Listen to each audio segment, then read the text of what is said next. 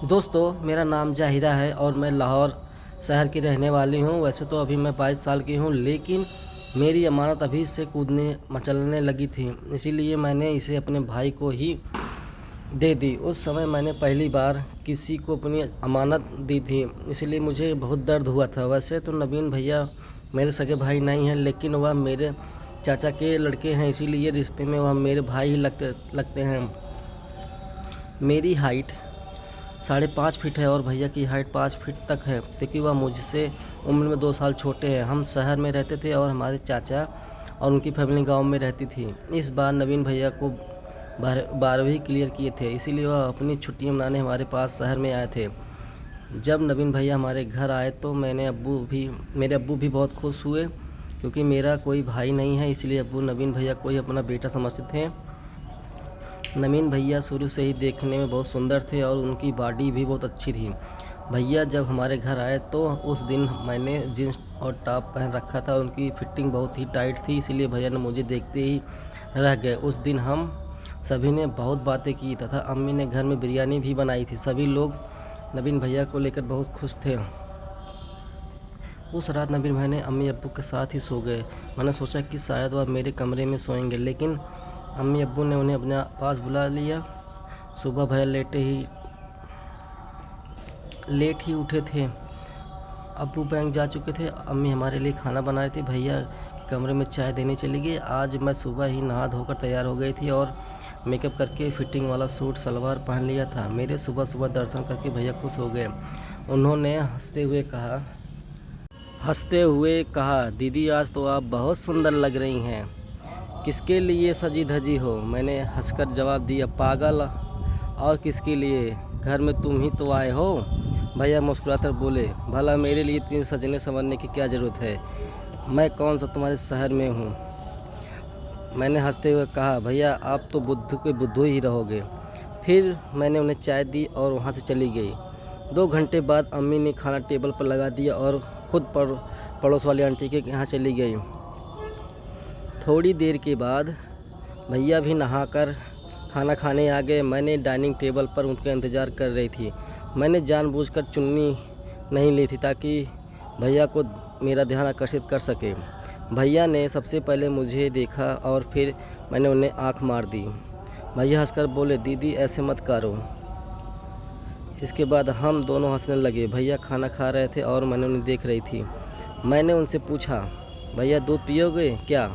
भैया ने चारों ओर देखा और बोले, पी लूँगा, लेकिन यहाँ कहाँ। मैंने मुस्कुराते हुए कहा, मैं उस दूध वाले की बात नहीं कर रही हूँ। भैया ने मुझे थोड़ा डांटते हुए कहा, दीदी आप बहुत बिगड़ गई हैं। भला कोई अपने भाई से ऐसी बातें करता है क्या? मैंने हंसते हुए कहा, भैया आपको तो पता है कि हमारी मौसी ने अपने चाचा के लड़के से शादी की थी और आपके मामा ने भी तो अपनी चाची से शादी की थी। फिर मैं भैया से रिक्वेस्ट करने लगी कि प्लीज़ भैया मान जाओ ना, इतना भी क्या तरसा रहे हो। हम कौन सा किसी को मार रहे हैं, हमें पाप लगेगा। हम तो बस थोड़ा सा एंजॉय करना चाहते हैं और मैं आपको भी बहुत मज़े करवाऊंगी। बस एक बार हाँ तो करो। उस दिन मैंने भैया को बहुत मनाया, लेकिन भैया राज़ी नहीं हुए। खाना खाने के बाद हम सो गए और दोपहर के बाद अम्मी जान भी वापस आ गईं।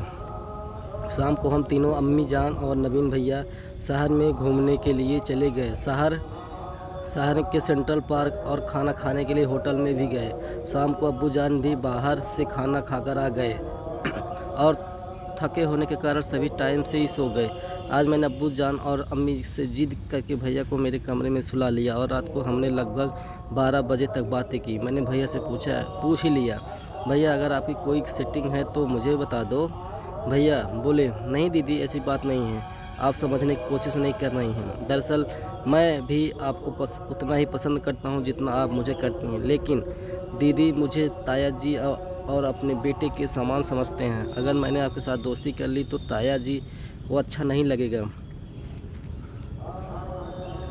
तभी मैं बोली, अरे भैया हम अब्बू जान को थोड़ी बताएंगे, हम तो बस थोड़ा सा एंजॉय करना चाहते हैं। तभी भैया बोले, नहीं दीदी यह तो फिर उनके साथ धोखा होगा। फिर मैंने भैया को तिरछी नज़रों से देखते हुए कहा, चलो कोई बात नहीं, अगर आपको मज़े नहीं लूटने तो फिर रहने देते हैं। तभी भैया बोले, नहीं दीदी आप तो बुरा मान गए, मेरा भी दूध पीने का मन करता है। मैंने कहा फिर पी लिया करो ना, इतने डरते क्यों हो। उस रात से भैया मेरे साथ काफ़ी फ्रैंक हो गए। उस रात हम दोनों ने मिलकर आपस में बहुत सारी बातें वैसी बातें की। हम हंस खेल कर बस सोने ही वाले थे, तभी मुझे अम्मी जान के कमरे से थोड़ी थोड़ी आवाज़ सुनाई दी। तभी मैंने भैया से कहा चलो भैया देख कर आते हैं, कहीं वो फिर से झगड़ा तो नहीं करने लगे। तभी भैया ने पूछा कैसा झगड़ा। तो मैंने कहा कभी कभार अब्बू जान पीकर आ जाते हैं तो अम्मी उन्हें बहुत डांट रही हैं। तभी भैया बोले नहीं दीदी आपका वहम है, कोई आवाज़ नहीं आ रही है। लेकिन तभी अम्मी जान की चीख सुनाई दी। फिर भैया बोले हाँ आ तो रही है, चलो देख कर आते हैं, कहीं उन्हें हमारी मदद की ज़रूरत ना हो। अम्मी जान की चीख सुनकर तो मैं समझ गई कि क्या चल रहा है, लेकिन मैंने भी मज़े लेना चाहती थी, इसलिए भैया को जानबूझकर ले गई। हम दोनों जब अम्मी जान के कमरे पहुँचे तो दरवाज़ा बंद था। हम खिड़की से झाँक कर देखने लगे, लेकिन वहाँ फिर कुछ नहीं दिखाई दिया क्योंकि काफ़ी अंधेरा था। अम्मी जान की आवाज़ ज़रूर सुनाई दी थी, धीरे धीरे करिए ना। तभी अम्मी जान फिर से चीख पड़ी। उनकी आवाज़ें सुनकर हम समझ गए कि क्या हो रहा है। तभी अब्बू जान ने एकदम से लाइट ऑन कर दी। अंदर का दृश्य देखकर तो हमारी सांसें ही रुक गई, तो वहीं से जाने लगे, लेकिन मैंने उन्हें हाथ पकड़कर रोक लिया। अम्मी जान अब्बू से कह रही थी अभी तो 5 ही मिनट हुए हैं और आप अभी से थक गए। इसके बाद हम दोनों मुस्कुराते हुए अपने कमरे में चले गए। अंदर जाते ही नवीन भैया बोले अब तो बड़ी चालू चीज़ हो दीदी। मैंने कहा इसमें चालू वाली क्या कौन सी बात है, यह सब हुआ तभी तो हम हुए। बस फ़र्क इतना है कि मैं इन सब चीज़ों को एंजॉय करती हूँ और यह कोई गलत काम तो नहीं है। तभी भैया शर्माते हुए बोले दीदी मुझे भी भूख लगी है, थोड़ा दूध पीने के लिए मिल जाएगा। तभी मैंने भैया की टांग खींचते हुए कहा तो अब तुम्हें दूध भी पीना है। अरे पागल, मैं रिश्ते में तुम्हारी दीदी लगती हूँ और तुम अपनी दीदी से इस तरह की बातें कर रहे हो। मेरे इतना मजाक करते ही नवीन भैया तो पानी हो गए। फिर मैंने जोर से हंसने लगी। नवीन भैया बोले बस करो दीदी, आप तो हमेशा मुझे डराती रहती हैं। मैं बोले अच्छा यह लो दूध, या कोई शुभ मुहूर्त निकलवाना पड़ेगा। एक दिन भैया बहुत उदास और शर्मिंदा थे, इसलिए वह दूध नहीं पी रहे थे। मुझे लगा कि अब मुझे ही कुछ करना पड़ेगा। मैंने अपने हाथों से भैया को दूध पिलाना शुरू कर दिया। तभी मुझे समझ में आया कि भैया कितने भूखे थे। वह आधे घंटे तक लगातार दूध पीते रहे। भैया को दूध पीते देख मेरी खुशी का कोई ठिकाना ही नहीं था। सच बताऊं, मेरी तो मोटर का पानी ही निकल गया। आधे घंटे बाद भैया बोले बस दीदी अब मुझे और नहीं पिया जाएगा। वास्तव में आज दूध पीकर बहुत मज़ा आ गया। मैंने पहली बार ऐसा दूध पिया है। तब मैंने कहा इसलिए तो मैं कह रही थी भैया अगर आप अपनी दीदी का फ़ायदा उठाना चाहते हो तो उठा लिया करो, वरना ऐसी दीदी हर किसी को नहीं मिलती हैं। फिर मैंने भैया से कहा अच्छा अब मुझे घोड़े की सवारी कराओ। भैया बोले दीदी सवारी तो मैं आपको करवा दूंगा, लेकिन मुझे डर लग रहा है कहीं 9 महीने बाद आपकी सोनी गोद न भर जाए। भैया की ऐसी बातें सुनकर मैं एकदम उदास हो गई। मैंने कहा भैया आप तो बहुत डरपोक हो, कुछ नहीं हो पाएगा, होगा बाद में देखा जाएगा। आज मेरा घुड़सवारी करने का बहुत मन था। मैंने अपने भैया को बहुत मनाया, लेकिन वो नहीं माने। उन्होंने कहा नहीं दीदी कुछ गलत हो गया तो संभाल नहीं पाएंगे। काफ़ी देर सोचने के बाद भैया ने कहा चलो मैं अम्मी के कमरे जाकर गुब्बारा ले आता हूँ, उसके बाद तो करवा दोगे ना। मेरे यह सुनते ही भैया और भी डर गए। उन्होंने कहा पागल हो क्या, इतनी रात को ताया जी के कमरे से तुम्हें बिल्कुल भी डर नहीं लगता। मैं जाने ही वाली थी, भैया ने कहा, हाथ पकड़कर रोक लिया और बोले नहीं दीदी हम कल बाज़ार से ले आएंगे। अगर ताया जी जाग गए और बड़ी समस्या खड़ी हो जाएगी। और रुक जाओ, मैं रुआसे अंदाज में बोली नहीं भैया आप बात को समझ नहीं रहे। मैं अब बिल्कुल भी बर्दाश्त नहीं कर सकती, अब तो सबके बाहर हो रहा है। भैया ने मुझे बहुत समझाया और रात भी काफ़ी हो चुकी थी, तो मैंने कब नींद आ गई पता नहीं चला। सुबह हमेशा की तरह भैया देर से ही उठे, लेकिन मैं जल्दी जाग गई। अम्मी जान को काम में मदद कर रही थी। अब्बू जान 9 बजे तक बैंक के लिए निकल चुके थे। मैं हमेशा की तरह सुबह सुबह ही नहा ली थी और भैया के हमने चाय देने के लिए चली गई। भैया फ़ोन चला रहे थे और चाय का इंतज़ार कर रहे थे। मुझे देखकर वह धीमे धीमे मुस्कुराने लगे कि उन्हें रात की बातें याद आ गई थी। तभी उन्हें देखकर मुस्कुराने लगी।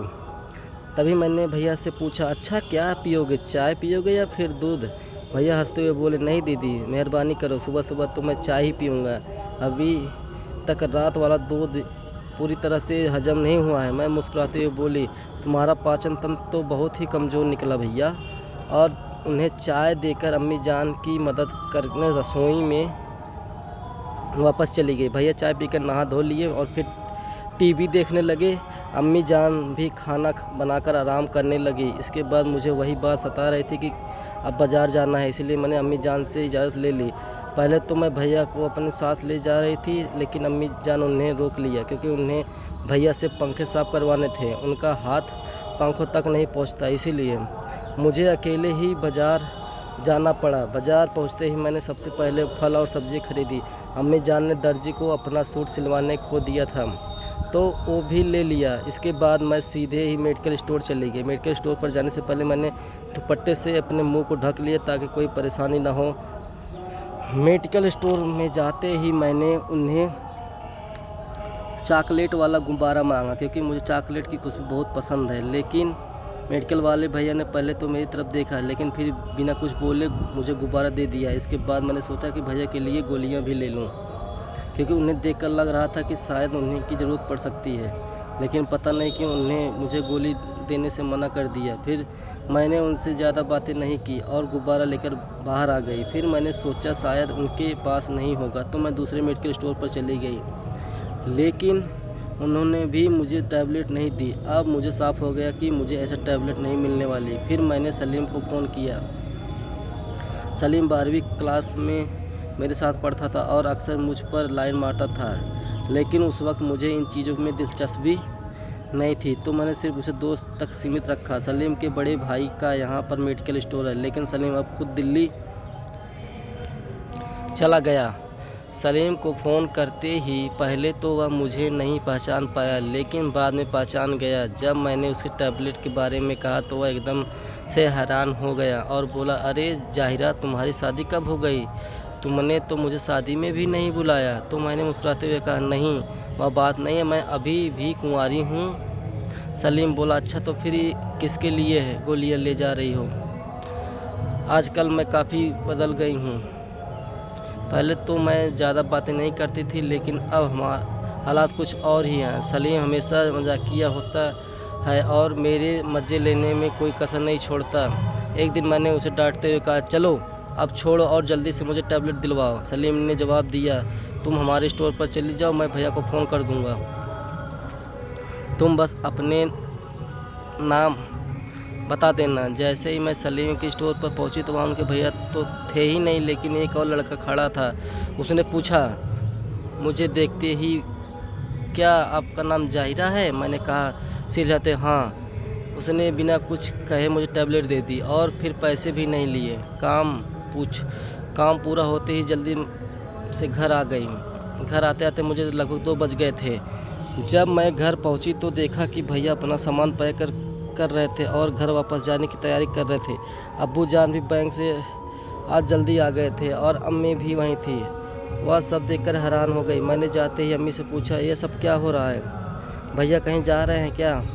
अम्मी ने बताया कि चाचू का फ़ोन आया था और उन्होंने बताया कि कल रात चाची जान सीढ़ियों से गिर गई और उनका पैर फ्रैक्चर हो गया, इसीलिए अब घर संभालने वाला कोई नहीं है और खेत में भी बहुत ज़्यादा काम हो गया। इसी वजह से नवीन को घर जाना होगा। यह सुनकर मैं परेशान हो गई क्योंकि हमारी सारी प्लानिंग अब धरी की धरी रह जाएगी। मेरे सारे अरमानों पर पानी फिर जाएगा। मैं तुरंत भैया के कमरे में गई जहाँ वे अपना सामान पैक कर रहे थे। मैंने गुस्से में उनका सामान बिखेर दिया और उन्हें डांटना शुरू कर दिया। भैया बोले, दीदी देखो अब मैं क्या कर सकता हूँ, मेरा भी बहुत मन था आपके यहाँ रहने का, लेकिन अब अम्मी की तबीयत ठीक नहीं है, इसीलिए मुझे घर जाना ही पड़ेगा। मैंने कहा, फिर मेरा क्या? मैं कितने दिनों से इस वक्त का इंतज़ार कर रही थी और देखो आज मैं सामान भी ले आई हूँ।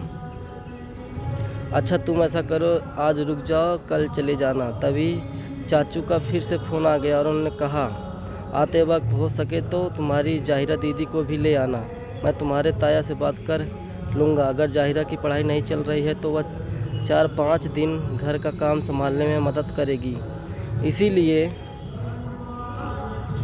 एक बार तुम जाहिरा से पूछ लेना। फ़ोन स्पीकर पे था और चाचू के मुंह से ऐसी बात सुनकर मेरी खुशी का कोई ठिकाना ही नहीं रहा। इसके बाद मैं सीधे बाहर आई और अब्बू को बताया। मुझे उन्हें मना नहीं किया और फिर मैं भैया के साथ गांव जाने के लिए तैयार हो गई। अब्बू जान हमें रेलवे स्टेशन पर छोड़ आए। सारे रास्ते भैया सामान से खेलते रहे और ट्रेन में भी दूध पीने की जिद करने लगे, लेकिन पैसेंजर काफ़ी थे। हम गांव पहुंचते तो अंधेरा काफ़ी हो चुका था। चाचू और चाची दोनों ही दरवाजे पर बैठे हमारा इंतज़ार कर रहे थे। हमें देखकर वो खुश हुए। चाचा जान ने से ही खाना बना रखा था, तो हमने जाते ही सबसे पहले खाना खाया, फिर नहाकर आपस में बातें की और थकान की वजह से जल्दी ही सो गए। चाचा जान और भैया बाहर सोए थे और चाची के पास ही सो गई थी। सुबह होते ही मैंने सभी के लिए चाय बना दी और चाची जान के पैरों की मालिश भी कर दी। भैया आज भी हमेशा की तरह देर से उठे। तब चाचू जान खेत में जा चुके थे। इसके बाद मैं रसोई में खाना बनाने लगी। मैं सब्जियां काट रही, तभी भैया की नाश्ता करके रसोई में मेरी मदद करने आ गए। गर्मी के कारण मेरा पूरा शरीर पसीने से भीग चुका था। मुझे पसीने से भीग कर देख भैया बोले, कैसी हो दीदी, लगता है कि आपकी गर्मी आज निकल रही है। तभी मैंने भी नखरे दिखाते हुए कहा, आपसे तो कुछ होता नहीं। भैया बोले, दीदी आज बस आप तैयार हो जाओ, शाम को हम खेत चलेंगे और फिर देखना मैं क्या क्या करता हूँ। आपको रुला ना दूंगा तो मेरा नाम बदल देना। मैं हंसकर बोले, अब बस करो भी भैया, रहने दो, इतनी भी फेंको मत। लेकिन अंदर ही अंदर मैं खुश हो रही थी और अब शाम होने का इंतज़ार करने लगी थी। मैं जल्दी से खाना बना लिया और चाची जान को खिला दिया। भैया के लिए टेबल पर खाना लगा दिया और हमने मिलकर खा लिया।